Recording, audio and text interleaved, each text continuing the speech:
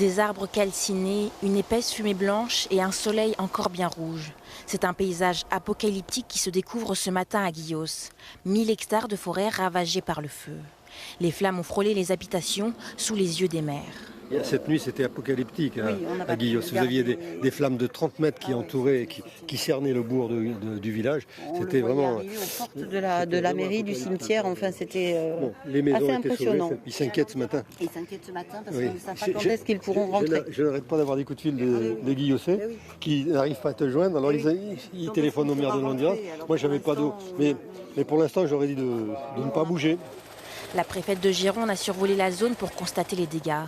Un feu impressionnant, désormais en partie contrôlé par les 300 pompiers et les Canadair arrivés ce matin. La préfète se veut donc rassurante. Je dirais des feux importants.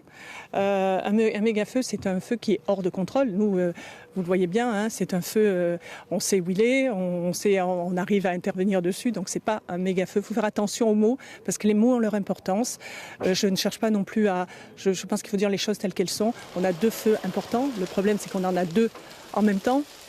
Pour le moment, le feu n'a pas touché les habitations, mais avec les fortes températures des prochains jours, le risque de reprise des incendies reste élevé.